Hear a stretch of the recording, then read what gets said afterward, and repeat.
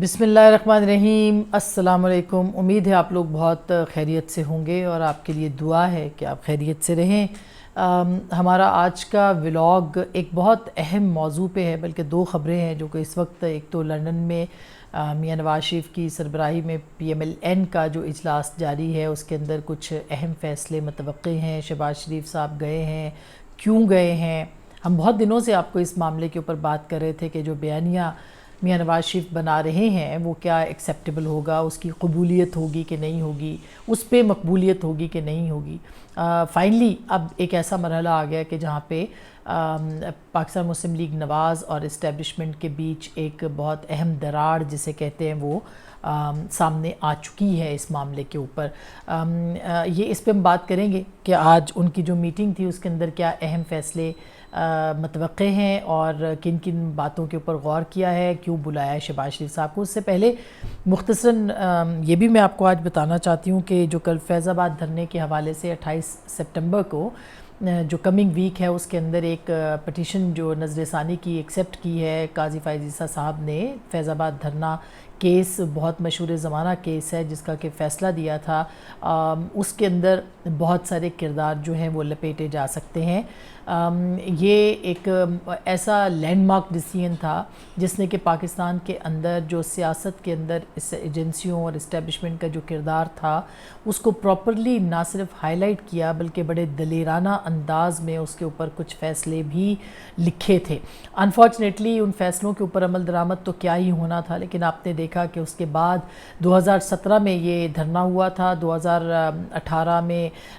اس کے اوپر جو ہے وہ فیصلہ آیا اور اس کے بعد آپ دیکھیے کہ اب تک یہ جو معاملہ ہے وہ لٹکا ہوا ہے۔ تو اب یہ عطر بن اللہ صاحب، قاضی امین الدین صاحب اور خود چیف جسٹس صاحب اس کے اوپر نظر ثانی سنیں گے۔ نظر ثانی کی پٹیشن جو تھی وہ وزارت دفاع، ISI اور اعجاز الحق، شیخ رشید، دیگر کئی ایک پٹیشنرز تھے جنہوں نے کی ہوئی تھی کہ آپ اس معاملے کو دیکھیں اور سنیں۔ اب اس کو پٹیشن کو جو ہے وہ فکس کر دیا گیا ایک مرتبہ پھر، اور اس میں کچھ کردار جو ہیں وہ بہت رگڑے جائیں گے، بلکہ آپ اس مطالبے کو جو کہ نواز شریف صاحب نے احتساب کا کیا ہے اس کو اس فیصلے کی یا اس نظر ثانی کے جو مقدمے ہیں اس کے ساتھ اگر جوڑ کر دیکھیں تو ایک بہت ہی دلچسپ منظرنامہ جو ہے وہ پاکستان کی سیاست میں ابھرتا ہے، اور یہ منظرنامہ جو ہے یہ پاکستان کے لیے ایک انوکھا منظرنامہ ہوگا، ایک نیا منظرنامہ ہوگا جس کے اوپر جو ہے وہ بات کرنا بہت ضروری ہے۔ تو پہلے ہم آپ کو تھوڑا سا بتا دیں کہ میاں نواز شریف جو ہیں انہوں نے لندن کے اندر جو اہم اجلاس طلب کیا ہے جس میں کہ اچانک 24 گھنٹے کے بعد پرواز بھری شہباز نے، اور وہ وہاں پہ پہنچے اور ان کا جو مطمع نظر ہے وہ ابھی تک کسی کو سامنے نہیں آیا، گو کہ تھوڑی دیر پہلے آج انہوں نے جو ٹی وی پہ گفتگو کی انہوں نے کہا کہ ان کے بھائی نے ان کو حکم دیا تو وہ آگے، ظاہر ہے حکم ایسے نہیں ہوا ہوگا، وہ حکم دیا گیا، وہ ان کو بلایا گیا، وہ یہاں سے بھیجے گئے یا وہ خود گئے۔ یہ ایک بہت دلچسپ کہانی ہے اور اس کے اوپر ہم ضرور بات کرتے ہیں، کیونکہ آپ نے دیکھا ہوگا کہ 2-3 دن پہلے میاں نواز شریف صاحب نے ایک اپنی تنظیمی ڈھانچے کے ساتھ جو تھا وہ اعلان کیا تھا، ان کے ساتھ خطاب کیا تھا۔ اس خطاب کے مندرجات بہت خطرناک تھے، اور 2017 کا جو بیانیہ تھا، 18 کا بیانیہ پاکستان مسلم لیگ نواز کا، اس کے سربراہ وہاں پہ جا کے دوبارہ سے کھڑے ہوئے، اور وہ بیانیہ یہ تھا کہ ان تمام کرداروں کو جنہوں نے پاکستان کے ہائیبریڈ رجیم کی بنیاد رکھی، اس کے لیے فیسیلیٹیٹر، ایبیٹرز اور جو ہے وہ ان کو لانے والے جو ہیں وہ تمام کردار، یعنی سہولت کار، ان کے مددگار اور ان کو جو یہاں تک لانے آلائے کار، بروئے کار، لائے عمل کو بروئے کار لانے والے، ان تمام کے خلاف جو ہے وہ احتساب کا عمل شروع کیا جانا چاہیے اور ان کے احتساب کے اوپر بات ہونی چاہیے۔ یہ ایک بڑی جینون سی ڈیمانڈ ہے اور پاکستان مسلم لیگ نواز یہ کرتی رہی۔ اس کے دوران جو ہے وہ جنرل باجوہ کو ایکسٹینشن کا ووٹ بھی پاکستان مسلم لیگ نواز نے دیا، اور آپ نے دیکھا کہ ایکسٹینشن کے ووٹ کے بعد جو ہے وہ معاملات بدلے بھی، اور عمران خان صاحب کہتے ہیں کہ اسٹیبلشمنٹ کا نیوٹرل ہونا ان کی حکومت کے خلاف تھا۔ وہ ایک باقاعدہ جسے کہنا چاہیے اپوزیشن کی ایک اسٹریٹجی کے تحت عدم اعتماد کی تحریک میں عمران خان صاحب رخصت ہوئے، لیکن پاکستان کی بدقسمتی دیکھیے کہ اس وقت وہ تمام جو معاملات تھے اس میں وہ پوری کی پوری جو عمران خان صاحب نے ان تمام کرداروں کو اور خاص کر کے جنرل باجوہ کے خلاف ایک باقاعدہ کیمپین لانچ کی. نیوٹرل کہا, نیوٹرل تو جانور ہوتے ہیں, جانور نیوٹرل نہیں ہوتا وغیرہ وغیرہ, اس طرح کی ساری باتیں انہوں نے ایک جو پورا نیریٹو بنایا اور یہ کافی مقبول نیریٹو جو ہے وہ بنا. یہ یاد رہے کہ یہ جو نیریٹو تھا یہ اینٹی اسٹیبلشمنٹ نیریٹو, یہ اس سے پہلے پی ڈی ایم کی جماعتیں اور پی ایم ایل این کی لیڈرشپ بھی اس معاملے کے اوپر بات کرتی رہی, بلکہ گزشتہ انتخابات کے بعد سے پی ڈی ایم کی پارٹیوں نے اور پیپلز پارٹی نے مسلسل ساری جماعتوں نے جو کہ اپوزیشن میں تھی وہ اینٹی اسٹیبلشمنٹ اور اسٹیبلشمنٹ کے سیاست کے اندر کردار, ہائیبریڈ رجیم اور سلیکٹڈ وغیرہ کا جو بھی معاملہ تھا وہ سارا ہائی لائٹ کرتے رہے, اور پاکستان کے اندر اس کی ایک فضا بنتی چلی گئی اور یہ فضا جو تھی وہ موجود تھی. لیکن عمران خان صاحب نے اس فضا کا فائدہ اٹھایا, اس فضا کو باقاعدہ ہوا دی اور الٹیمیٹلی وہ مقبولیت کی اس سیڑھی پر چڑھ گئے جو کہ پاکستان کی دیگر جماعتوں نے ان کے لیے فراہم کی تھی. اور ان کا بیک فٹ پہ جانا, ان جماعتوں کا اور ان جماعتوں کا اس نیریٹو سے پیچھا چھڑا کے عمران خان صاحب کو وہ بنا بنایا نیریٹو دینا, یہ بھی سیاسی جماعتوں کے لیے ایک بات ہوتی رہی اس کے اوپر, اور مسلسل یہ بات ہوتی رہی. بہرحال ایک مرتبہ پھر پاکستان مسلم لیگ نواز جو ہے ان کے قائد نے یہ کہا ہے کہ ثاقب نثار ہوں, اعجاز الاحسن صاحب سٹنگ جج ہیں اس وقت, اور پھر اس کے بعد جنرل فیض اور جنرل باجوہ, ان کا جو ہے احتساب کرنا چاہیے. ان کے اس اعلان کے بعد غیر معمولی طور پر پاکستان کے جو حلقے ہیں, مختلف حلقے, انہوں نے ریئیکٹ بھی کیا ہے اور انہوں نے اور عوامی سطح پر اس کے اندر ان کو کافی ہل جل بھی ہوئی ہے, ہلچل بھی مچی ہے. یہ بات ہم ہمیشہ کہتے رہے ہیں, لکھتے رہے ہیں, بولتے رہے ہیں کہ پاکستان کے اندر اس وقت پرو کسی بھی جماعت کے سیاست سے زیادہ پرو اینٹی اسٹیبلشمنٹ سیاست جو ہے وہ کامیاب ہے اور مقبولیت ہے اس کی. اب قبولیت والا جو معاملہ ہے وہ کافی زیادہ اہم ہے کہ وہ قبولیت ہوتی ہے کہ نہیں ہوتی. لگتا ایسے ہے کہ پاکستان مسلم لیگ نواز اور پاکستان کی جو اسٹیبلشمنٹ ہے ان کی اس معاملے کے اوپر جو ہے وہ ٹھن گئی ہے. اس کی وجہ یہ ہے کہ بے شک اس کے باوجود اس کے کہ جنرل فیض نے, جنرل باجوہ نے, جنرل عاصم منیر, جنرل ندیم انجم اور تمام جتنے بھی لوگ ہیں اس وقت, ان سب کے خلاف ان کا ایک بڑا کردار نظر آتا ہے عمران خان صاحب کے سامنے. بلکہ عمران خان صاحب جو تھے وہ فرنٹ پہ ایک وہ بولنے والا کردار تھے, پپٹ تو پتہ نہیں کہنا چاہیے کہ نہیں, لیکن وہ بولنے والا کردار تھے اور یا فیس تھے ان تمام کرداروں کا. بیک ان کی جو پش تھی اس کے اوپر یہ تمام کردار موجود تھے جو کہ ان کے ساتھ سپورٹیو رہے, ان کے ساتھ ان کو پرووائڈ کرتے رہے تمام حالات کے اندر اور واقعات کے اندر, ایون اپنی ریٹائرمنٹ کے بعد بھی ان کے لیے سپیس جو ہے وہ بناتے رہے. تو یہ جو ایک معاملہ تھا, اس معاملے کے اوپر پاکستان مسلم لیگ نواز جو ہے وہ مستقل یہ بات کہتی رہی, لیکن اس کے باوجود اگر آپ دیکھیں کہ انہوں نے نقصان بھی پہنچایا اور آپ نے دیکھا کہ جنرل باجوہ نے آخری دن تک ایک ایکسٹینشن لینے کی بھی کوشش کی, لیکن ادارہ جو ہے وہ ظاہر ہے کہ اپنے چیف, ایک سابق چیف اور اپنے ایک آئی ایس آئی چیف کے خلاف کس طرح سے انویسٹیگیشن کرے گا. یہ ٹیبوز ہے, یہ کبھی اس سے پہلے ہوا نہیں ہے اور ادارہ جو ہے وہ کر بھی نہیں سکتا. وہ اس وقت اس پوزیشن میں بھی نہیں ہے کہ اپنے لوگوں کے اوپر یہ بات کرے. لیکن اس کا مطلب کیا یہ ہے کہ احتساب نہ ہو؟ تو میرا خیال ہے کہ یہاں وہ معاملہ ہے جہاں پہ ادارے سے زیادہ اب سپریم کورٹ سامنے آئے گی اور وہ احتساب کرے گی, اور ان تمام لوگوں کا احتساب جو ہے وہ ہو سکتا ہے, کیونکہ فیض آباد دھرنا جو کیس تھا اس کے اندر یہی وہ تمام کردار تھے, یہی وہ آئی ایس پی آر کے تھے جنہوں نے اس وقت جن کے بارے میں فیصلے کے اندر لکھا گیا کہ ان کا کیا کردار ہونا چاہیے, جنرل آصف غفور کا. اسی طرح سے جنرل فیض کے اوپر جو کہ اس وقت ڈی جی سی تھے اور انہوں نے یہ معاہدہ کیا تھا تحریک لبیک کے ساتھ. تو یہ ایک المیہ رہا پاکستان کا, اور اس وقت ظاہر ہے کہ قیادت جو تھی وہ جنرل باجوہ کے ہاتھ میں تھی, اور اس کے بعد بھی یہ معاملات جو ہیں وہ زیر غور رہے اور سب کے علم میں رہے. سو اب پاکستان کے جو سابق وزیر اعظم ہے شہباز شریف صاحب, کیا وہ نواز شریف صاحب کو جو ہے وہ منوا سکیں گے کہ وہ آئیں سامنے اور آ کے اس اپنے جو ان کا جو بیانیہ ہے اسے وہ پیچھے ہٹیں؟ بہت سے لوگ کہہ رہے ہیں کہ ان کا آنا خطرے میں ہے اس وقت کہ شاید نواز شریف صاحب وطن واپس نہ آئیں. بہت سارے لوگ یہ بھی کہہ رہے ہیں کہ نیب کے کیسز کے دوبارہ سے, یعنی کہ جو سٹرائک ڈاؤن ہوئی ہے اس کے بعد جو کھلے ہیں,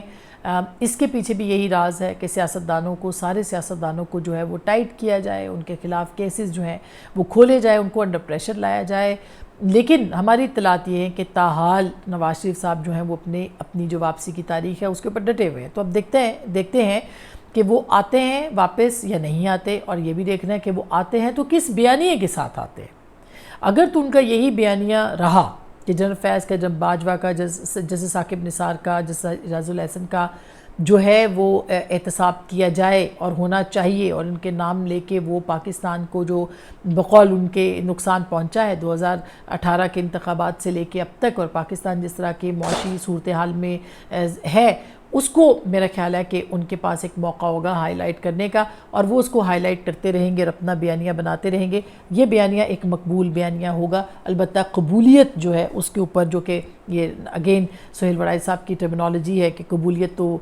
ہوتی ہے یا نہیں, مقبولیت ہے, تو یہ اب نواز شریف صاحب کی اپنے بیانیے کے ساتھ ساتھ اس ووٹر اور سپورٹر کے اوپر بھی نظر ہے جو کہ اینٹی اسٹیبلشمنٹ جو ہے وہ نیریٹو کو اختیار کرنا چاہتا ہے. تو اسٹیبلشمنٹ بھی اس وقت پھنس چکی ہے بہت بری طرح, اور اگر دیکھا جائے تو پی ایم ایل این کے لیے بھی بہت مناسب حالات نہیں ہیں. لیکن نواز شریف صاحب واپس آئیں اور اگر آ کے اس بیانیے کے ساتھ کھڑے رہے تو اس میں کوئی دو رائے نہیں ہے کہ ان کو عوامی پذیرائی جو ہے وہ مل سکتی ہے. کل ایک اور بہت اہم اجلاس ہوا ہے چودھری شجاع صاحب کا اور آصف علی زرداری صاحب کا. ان کی میٹنگ ہوئی ہے, ہماری اطلاعات ہے کہ ان میٹنگز میں نواز شریف صاحب بھی کسی طور موجود رہے ہیں. تو ایک پبلک کنسنسس جو ہے ان پی ڈی ایم کی اور ان کے اتحادیوں کی جو ان کے حوالے سے, وہ میرا خیال ہے کہ پریویل کر سکتا ہے, اور ساری جماعتیں پھر 2022 کے جو تھا عدم اعتماد کی تحریک سے پہلے کی جو سچویشن تھی, وہاں پہ جا کے کھڑے ہو سکتے ہیں کہ اسٹیبلشمنٹ کا کردار سیاست سے میں نہیں ہونا چاہیے, اور ان تمام کرداروں کو جو ہے وہ سامنے لانا چاہیے. لیکن بہرحال اس کے اوپر ابھی ہم دیکھیں گے کہ کیا فیصلہ ہوا ہے کیا نہیں. لیکن دوسری جانب میں آپ کو بتا دوں کہ جو فیصلہ اب جو کیس سنا جائے گا, یہی وہ ایک ہائی مومنٹ ہے پاکستان کے عدلیہ کے لیے کہ وہ نظر ثانی کریں گے, وہ اس فیصلے کو دیکھیں گے, اور اس فیصلے کے اندر موجود جو جزیات ہیں اس پہ عمل درآمد کی بھی بات ہوگی. ان تمام کرداروں کو بھی بلایا جا سکتا ہے, کٹہرے میں کھڑا کیا جا سکتا ہے کہ آپ نے یہ فیصلے کیوں کیے, کیسے کیے, کس کے کہنے پہ کیے, پاکستان کی سیاست میں کیوں ہوا, کیا ہوا, کب ہوا, کیسے ہوا. یہ سب سوال جو ہے وہ دوبارہ سے ریوائیو ہوں گے. یہ سب کے سب کردار جو ہیں یہ ریوائیو ہوں گے. ان سب کے کردار کی جو کنٹریبیوشن ہے وہ ریوائیو ہوگی. تو یہ بہت اہم مومنٹ ہوگا پاکستان کے لیے, اور شاید یہ ایک بڑا اچھا مومنٹ ہوگا پاکستان کی اسٹیبلشمنٹ کے لیے بھی کہ وہ کچھ بھی نہ کریں, وہ سائیڈ پہ ہو جائیں, اور عدلیہ جو ہے اور سیاسی جماعتیں وہ اس معاملے کے اوپر جو ہیں ان تمام کرداروں کو جو ہے وہ سامنے لے کے کھڑا کریں کہ پاکستان کے ساتھ جو ہے وہ پچھلے کچھ برسوں کے اندر ہوا کیا ہے. اچھا, اس فیصلے میں آپ کو بتا دوں کہ اس میں یہ کہا گیا تھا کہ پاکستان کا آئین مسلح افواج کے ارکان کو کسی بھی قسم کی سیاسی سرگرمیوں بشمول کسی سیاسی جماعت, دھڑے یا فرد کی حمایت سے روکتا ہے. حکومت پاکستان وزارت دفاع اور افواج پاکستان کے متعلقہ سربراہان کے ذریعے ان افراد کے خلاف کارروائی کریں جنہوں نے اپنے حلف کی خلاف ورزی کی ہے. اور یاد رہے کہ اس کے اوپر جو ہے وہ اسلام آباد ہائی کورٹ نے بھی اس وقت اپنے جو تحفظات تھے ان کا اظہار کیا تھا, اور عدالت نے کہا تھا کہ فیض آباد دھرنے میں ISI کے ڈپٹی ڈائریکٹر میجر جنرل فیض حمید نے کیسے معاہدہ کر لیا. اسی طرح سے تمام خفیہ اداروں بشمول ISI اور MI پاکستانی فوج کے شعبہ تعلقات عامہ کو اپنے مینڈیٹ سے تجاوز نہیں کرنا چاہیے اور نہ ہی اظہار رائے کی آزادی کو سلب کر سکتے ہیں, اور نہ ہی انہیں اخبارات اور چینلز کی نشر و اشاعت اور ترسیل میں مداخلت کا اختیار ہے. آپ کو یاد ہوگا اس وقت ڈان اور جیو کی ٹرانسمیشنز جو تھیں وہ بند کی گئی تھیں, اور اسی طرح سے یہ جو فیصلہ تھا اس کے اندر لیے تحریر کیا گیا تھا. پھر عدالت نے یہ بھی کہا اپنے فیصلے میں کہا تھا, میں آپ کی یاد دہانی کے لیے کہہ رہی ہوں کہ نجی ٹی وی چینلز ڈان اور جیو جن میں تھے ان کے لائسنس یافتہ چینلز ہیں, ان کی نشریات کو چھاونی اور ڈیفنس ہاؤسنگ اتھارٹی کے علاقوں میں بند کر دیا گیا, لیکن پیمرا نے اس پر کوئی کارروائی نہیں کی. فیصلے میں یہ بھی کہا گیا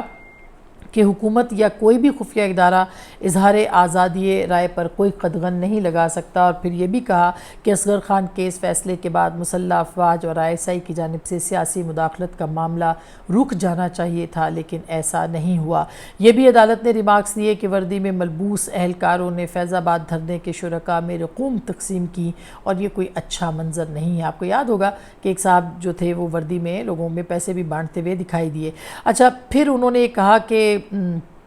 یہ بھی کہا گیا کہ فوج کے شعبہ تعلقات عامہ کے سربراہ نے اپنے اختیارات سے تجاوز کرتے ہوئے سیاسی معاملات پر رائے زنی کی، اور فیصلے میں یہ کہا گیا کہ DGISPR کا جو بیان تھا وہ بھی اس کا حوالہ بھی دیا گیا، اس وقت جنرل آصف غفور تھے، کہ تاریخ ثابت کرے گی کہ سن 2018 میں ہونے والے عام انتخابات غیر جانبدارانہ تھے۔ انہوں نے کہا کہ واضح ہے کہ متعدد سیاسی جماعتوں نے گزشتہ برس ہونے والے عام انتخابات کے شفافیت، چونکہ 19 میں آیا تھا فیصلہ، تو اس لیے 17 کا وہ کیا تھا، اور اس پہ یہ چلا تھا کافی لمبا، اور اس کے بعد انہوں نے کہا کہ اپنے تحفظات کا بھی انہوں نے اظہار کیا۔ یہ بھی آپ کو بتا دیں کہ عدالت نے جو ISI کی رپورٹ کو اپنے فیصلے کا حصہ بنایا، اس میں ISI نے اپنی رپورٹ بھی دی تھی۔ وزارت دفاع کے حکام نے